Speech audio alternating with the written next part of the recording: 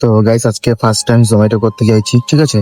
এখানে একটা ম্যাপ দেখতে পাচ্ছ, এই ম্যাপটা আসলে দেখাচ্ছে আমার ওয়ার্ক জোন, মানে যেখানে কাজ করছি না সামনের থেকে বেড়াচ্ছি। তো এখন অফলাইন তো আছি, মানে অনলাইন করতেছিল, অনলাইন করলে এটা দেখাচ্ছে মানে সেই ম্যাপে জায়গায় নিয়ে যাবে, ঠিক আছে। এখানে ওকে, এখানে আমি ইয়ে করে দিতে হবে, লাগিয়ে দিতে হবে। যাই হোক, এই জায়গাটা এখন যেতে হবে প্রায় 9 কিলোমিটার। 9 কিলোমিটার আমার কিছুটা যেতে যেতে হয়তো অর্ডার পেয়ে যেতে পারি জোম্যাটোতে। 8টার থেকে, সরি 9টার থেকে 11টা অব্দি, মানে 2 ঘন্টা অন্তত একটা অর্ডার ফলে মারতে হবে অ্যাক্টিভ করার জন্য।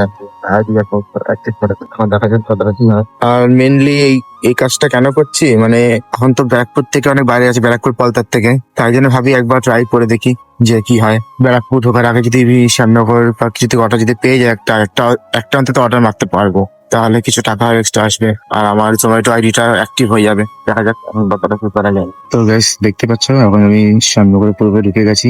ওয়ার্ক জোন অবধি কোথাও গেছি, কিন্তু এখন দেখি কতক্ষণ অর্ডার আসে। এখানে এটা দেখাচ্ছে কোয়ালিটি ওয়ালস আইসটি, এইখানে যেতে বলছে কিন্তু 1.83 কিলোমিটার।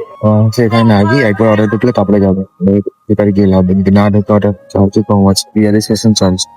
দেখো কতক্ষণ অর্ডার ঢোকে। এখান থেকে একটা অর্ডার হলেও আমার মারতে হবে, আর একটা অর্ডার হলো আমার ড্রপ এই করতে হবে। একটা না মারলে হবে না, আইডিটা অ্যাক্টিভ হবে না। তারপরে আবার সুইগিতে শিফট করে যাবো। দেখি এর মধ্যে যদি সুইগিতে অর্ডার ঢুকে যায়, তাহলে জোম্যাটো অনলাইন অফলাইন করে দেবো। এমনিতে 9টার থেকে রাত 11টা অব্দি শিফট নিয়েছি জোম্যাটোতে, আর সুইগিতে রাত 2টো অব্দি। দেখা যায় কোনটা কতটা কিরকম অর্ডার দেয়। গাইস দেখতে পাচ্ছ একটা অর্ডার ঢুকে গেছে অলরেডি, কিন্তু আমি তোমাদের দেখাতে পারলাম না সামনে এটা কিরকম করে ইন্টারফেয়ার আছে। এটা দেখাচ্ছে পিক আপ করে নিয়েছি, তো বাদ বাকি পরে দেখাতে পারলে দেখাচ্ছি।